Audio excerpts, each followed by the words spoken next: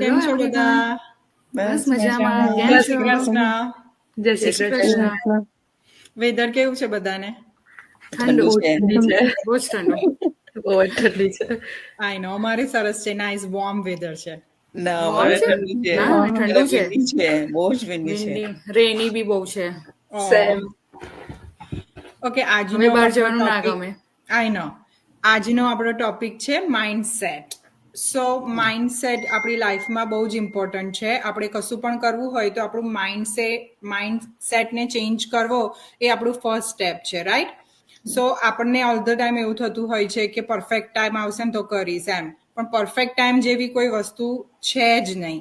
એટલે આપણે financial freedom જોઈતી હોય કે ગ્રોથ કરવો હોય કે કોન્ફિડન્સ ગેઇન કરવો હોય, માઇન્ડસેટને શિફ્ટ કરવો બહુ જ જરૂરી છે કે આઈ કેન્ટ ડુ ઇટ થી ચેન્જ કરીને I will learn, A change કરવું આપણા માટે બહુ જ જરૂરી છે. મેં જ્યારે આ ડિજિટલ બિઝનેસ જોઈન કર્યો ને તો આઈ વોઝ વેરી સ્કેર્ડ કે પીપલ મને જજ કરશે, મારા વિશે શું વાતો કરશે, હું શું કરીશ, મને આવડશે કે નહીં આવડે.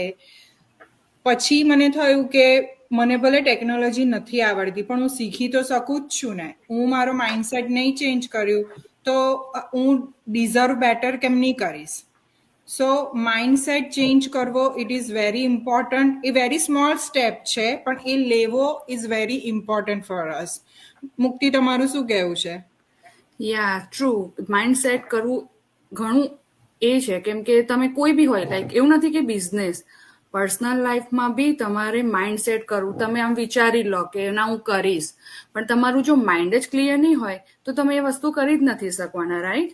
પણ તમારું માઇન્ડ ક્લિયર હોવું જોઈએ, કોન્ફિડન્ટ હોવું જોઈએ કે ના હું કરીશ આ, તો તમે આગળ કરી જ શકો છો. આપણે જેમ બોલીએ છીએ આપણું મગજ બી એ જ વિચારે છે, લાઈક મને નહીં આવડે, હું શું કરું, એવું જ વિચારો તો કશું જ નહીં થાય આપણાથી. બટ જો તમે કોન્ફિડન્ટ હોવ, માઇન્ડ તમારું સેટ હોય કે ના હું કરીશ, હું લર્ન કરીશ, મને એક વાર નહીં આવડે, 2 વાર નહીં આવડે, પણ ત્રીજી વાર તો આવડશે ને, રાઈટ? તો એ જો માઇન્ડ સેટ ક્લિયર જ હોય તો તમે ઘણું કરી શકો છો. એ ફાઇનાન્શિયલ પ્રોબ્લેમ છે કે તમે બિઝનેસ તમે જોઈન કરો, શું કરીશું આગળ? હું બી એ જ વિચારતી હતી કે મેં જોઈન કર્યું, હવે આગળ મારે કરવાનું શું, મને તો નહીં આવડતું. પણ જો મેં એ જ વિચારી રાખ્યું હોત કે હું નહીં જ કરી શકું, હું નહીં શીખું, તો હું આગળ કશું જ નથી કરી શકવાની, રાઈટ? કોઈ બી વસ્તુ હોય, અને એમાં 2 પ્રકારના ગ્રોથ હોય કે ફિક્સ માઇન્ડ યા તો growth. Fix mindset, growth mindset, right? તમે ફિક્સ જ છે કે મેં સ્ટેપ કર્યું, આ કામ કર્યું, એમાં હું ફેલ ગઈ તો હવે હું નહીં કરું, એ તમારું ફિક્સ ગ્રોથ થઈ ગયું, રાઈટ? જ્યારે ગ્રોથ માઇન્ડસેટમાં શું છે કે તમે કરો, સ્ટેપ લો, આગળ બીજો સ્ટેપ લો, ફેલ થયા, લર્ન કરો, કોઈને પૂછો, કોઈ તમને એવું નથી, જજ નથી કરવાનું, રાઈટ? એ ગ્રોથ છે. ડિજિટલ બિઝનેસમાં ગ્રોથ માઇન્ડસેટ ઘણું જરૂરી છે કે ટેકનિકલ છે કે ગમે તે રીતે તમે શીખો, આગળ વધો, રાઈટ? તમે કીધું બરાબર છે, માઇન્ડસેટ બહુ જ જરૂરી છે. તો આપણા આ ડિજિટલ બિઝનેસમાં માઇન્ડસેટ એ સફળતાનું સૌથી મોટું ફેક્ટર છે, કેમ કે તમારા વિચારો, બિલીફ્સ અને સેલ્ફ ટોક ડાયરેક્ટ તમારા એક્શન્સ, ડિસિઝન અને રિઝલ્ટને શેપ કરે છે, રાઈટ?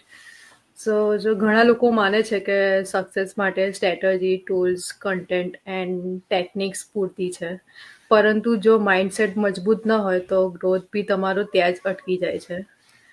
અને માઇન્ડસેટ માટે પોઝિટિવ થિંકિંગ જો નહીં રાખો તો તમારે માઇન્ડસેટ માત્ર પોઝિટિવ થિંકિંગથી નહીં, પણ તમારા ડેઇલી ચેલેન્જીસ, ફિયર અને ફેલિયર ને કઈ રીતે હેન્ડલ કરો છો એના પર ડિપેન્ડ કરે છે તમારું, જે બી તમારી સક્સેસ છે. એન્ડ ફોર એક્ઝામ્પલ, અગર જો મારે વેટ લોસ માટે હું વિચારતી હોઉં તો હું એવું વિચારું કે મારું ડાયટ કે એક્સરસાઇઝથી કશું નહીં બદલાય, તો તમે એફર્ટ નહીં કરી શકો, તો એનાથી કશું થવાનું જ નથી. પણ તમે જો એવું વિચારશો કે હું મારા ડાયટ ફોલો કરીને એક્સરસાઇઝથી બધું જ મારું વેટ લોસ કરી શકું છું, અને જો તમે એમાં તમારું પોઝિટિવ માઇન્ડસેટ રાખશો તો જરૂરી તમને તમારું ગોલ જે છે ભાઈ વેટ લોસમાં તમે સક્સેસ કરી શકો છો. અને જો તમે એવું વિચારશો કે હું નહીં કરી શકું તો નહીં જ થાય. પણ તમે જો તમારા ધીરે ધીરે તમે ઇમ્પ્રૂવ કરશો, તમે રેગ્યુલર તમારું ડાયટ ફોલો કરશો તો જરૂર તમે એ સક્સેસ મળી શકે છે. એ જ રીતે ડિજિટલ બિઝનેસમાં અગર ફિક્સ માઇન્ડસેટ ધરાવતા લોકો ડરે છે અને એક્શન ડેલી કરે છે, પણ જેમ મુક્તિ મેમે કીધું એમ કે તમે ફિક્સ માઇન્ડસેટથી લોકો ડિસાઈડ તો કરી લે છે, Yeah. પણ આગળ પછી ડરી જાય છે કે ડરી જાય છે યા કે શું થશે હવે. શું થશે યાર. રાઈટ. પણ યાર ગ્રોથ માઇન્ડસેટ રાખો તો તમે એ ચેલેન્જ બી તમે લર્નિંગ ને ઓપોર્ચ્યુનિટીમાં તમે કન્વર્ટ કરી શકો છો અને ડેલી એફર્ટ કરો અને રિઝલ્ટ બી તમને એવું સારું મળે છે જો તમે ડેલી Yes. એફર્ટ આપો તો.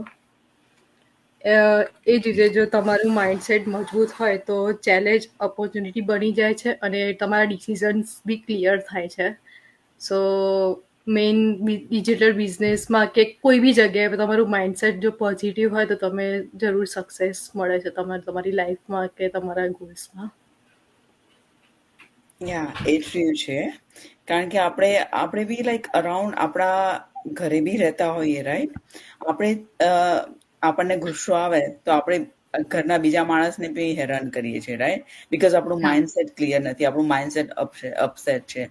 તો એટલા માટે આપણે પોઝિટિવ રાખીએ તો આપણા ઘરમાં બી આપણા પોઝિટિવ વાઇબ્સ મળે અને એ લોકો બી પોઝિટિવ થિંકિંગ કરે. લાઈક મારું દરરોજ સવારનું સ્કેડ્યુઅલ કે ભાઈ હું સવારે ઉઠું એટલે ભગવાનનું નામ દઉં અને પ્લસ હું મારી જાતને જ હું કહું કે ઓકે હું પાવરફુલ છું, હું કરી શકીશ, હું બિઝનેસ બી કરી શકીશ અને હું હેલ્ધી છું અને લાઈક મારામાં સક્સેસફુલ છે કે મને આજે આટલા બહાર મળશે કે હું આટલામાં સક્સેસ થઈ જઈશ, મારી સક્સેસફુલ સ્ટોરી છે. એ બધું હું સવારે લાઈક 10 મિનિટમાં હું મારું માઇન્ડસેટ હું પોઝિટિવ રાખું અને લાઈક મારા ફેમિલી મેમ્બરને બી કહું કે ઓકે મારા અરાઉન્ડ લાઈક જે બી એનર્જી છે એ બી પોઝિટિવ છે. એટલે બધાને આપણે પોઝિટિવ હોઈએ તો આપણે બીજાને બી આપણે પોઝિટિવ વાઇબ્સ જ આપીએ અને વાઇબ્સ આપણે ફોરઅવે પણ કરી શકીએ છીએ.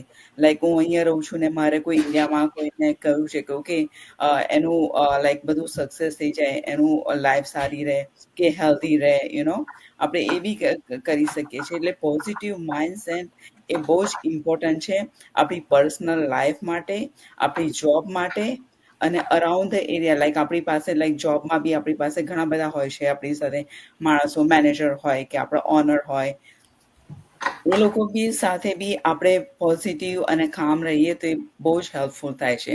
એ મારો પર્સનલ એક્સપિરિયન્સ છે કે એ આપણા માઇન્ડ ઉપર ઘણું બધું ડિપેન્ડ કરે છે કે ભાઈ આપણે જોબ પર જઈએ ને ભલે લાઈક કોઈ આપણી સાથે ગમે તેવું બિહેવિયર કરે પણ આપણે આપણી સાથે પોઝિટિવ હોઈએ તો ઓલવેઝ આપણી સાથે સારું જ થાય છે, કોઈ દિવસ ખરાબ નથી થતું.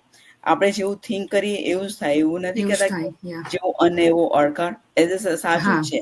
આપણે જેવું થિંક કરીએ એવું જ આપણી સાથે થાય. આપણે પોઝિટિવ થિંક કરીએ તો ઓલવેઝ આપણી સાથે સારું જ થાય છે, કોઈ દિવસ ખરાબ નથી થતું.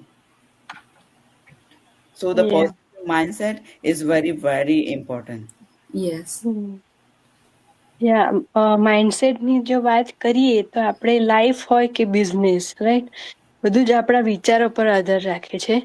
સક્સેસ મેળવવી હોય તો સ્કિલ, ઓપોર્ચ્યુનિટી તો જરૂરી છે જ, પણ સાથે સાથે આપણે માઇન્ડસેટ પણ એટલું ઇમ્પોર્ટન્ટ છે. હું એક્ઝામ્પલ આપું તો કોઈને એક વ્યક્તિને કોઈ રિજેક્શન મળ્યું હોય તો એ એવું થિંક કરે કે હવે મારે આગળ હવે નથી વધવું મારે. અને બીજું વ્યક્તિ એવું વિચારે કે કઈ વાંધો નહીં, બેટર લક નેક્સ્ટ ટાઈમ, હું ફરી ટ્રાય કરીશ અને આગળ વધીશ. અને positive mindset and negative mindset બંને. પોઝિટિવ માઇન્ડસેટ એ તમને એકદમ કામ રાખે, એકદમ ફોકસ આપે, કન્સિસ્ટન્ટ રહેવામાં મદદ કરે. જ્યારે નેગેટિવ માઇન્ડસેટ છે એ તમને સ્ટોપ જ કરી દે. ફર્સ્ટ સ્ટેપ લેવામાં જ તમને એવું ફીલ થાય કે હું નહીં કરી શકું. બીજું સ્ટ્રેસ ફીલ થાય, તમને એનર્જી ડ્રેન તમારી થાય. અને ધારો કે વર્કિંગ મોમ છે તે વર્કિંગ મોમને એવું થાય કે હું રિસ્પોન્સિબિલિટી સાથે સાથે બી હું વર્ક કરી શકીશ. 10-15 મિનિટ્સ જ મારા બેબીઝના ફ્યુચર માટે છે તો હું કેમ નહીં કરું, તો કરીશ. એટલે આગળ એ રીતે વધે અને સક્સેસ જાય. કે બીજી કોઈ મધર હોય તો એવું છે કે ના હું નહીં હું મારાથી ટાઈમ મેનેજ નહીં થાય તો આ નહીં કરી શકું, એ નેગેટિવ માઇન્ડસેટ. તો ઇન શોર્ટ સક્સેસ ઇઝી નથી, પણ જો તમે સ્ટ્રોંગ માઇન્ડસેટ રાખો તો ઇમ્પોસિબલ વસ્તુ પર તમે પોસિબલ કરી શકો છો. અને ગોલ ક્લિયર રાખો, પ્લસ બિલીફ તમારું સ્ટ્રોંગ રાખો અને એક્શન કન્સિસ્ટન્ટ રાખો, તો આ ત્રણેય વસ્તુ તમને આગળના લેવલ સુધી પહોંચાડી શકે છે. તો ઇન શોર્ટ તમારે ક્યાંથી સ્ટાર્ટ કરવું છો એ મેટર નથી, પણ તમે ક્યાં સુધી પહોંચવા તૈયાર છો એ મેટર કરે છે. તમે સ્મોલ સ્ટેપ ફિક્સ કરો. Small steps, daily consistency and positive thinking, આ ત્રણેય તમને ગ્રોથ માઇન્ડસેટ બિલ્ડ કરવામાં પણ ગાઈડ કરે છે. સો બધાએ કીધું એવું કે mindset is not about being positive all the time, પણ દર્શનાએ કીધું કે એ રોજ સવારે ઉઠીને 10 minutes she chooses faith over fear. એમની જાતને કહે છે કે આઈ કેન ડુ ધીસ, મારી આજુબાજુ બધું પોઝિટિવ છે. સો આપણે ફિયરની ઓવર ફેથને ચૂઝ કરીએ, આપણા પોતાનો બિલીફ. તો એક્શન ઓવર એક્સક્યુઝ ચૂઝ નહીં કરવાનું, આપણે એક્સક્યુઝની ઓવર એક્શન ચૂઝ કરવાનું. આપણે બધા જોઈન થયા તો આપણે બધાને જોઈન થયા પછી એવું થતું હતું કે મારાથી થશે, મારાથી નહીં થાય, પણ આપણે એક્સક્યુઝ ના ચૂઝ કર્યું, આપણે એક્શન ચૂઝ કર્યું. રાઈટ? તો વન્સ વી એવું બી આવડે છે બટ આપણે કરીએ છીએ. રાઈટ. પરફેક્ટ હોવું જરૂરી નથી.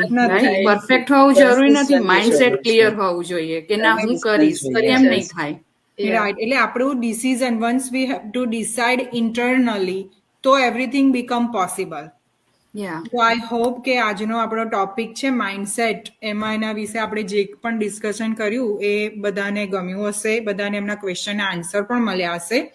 છતાં જો કોઈને કોઈ પણ ક્વેશ્ચન હોય તો અમારામાંથી કોઈનો પણ કોન્ટેક્ટ કરી શકો છો.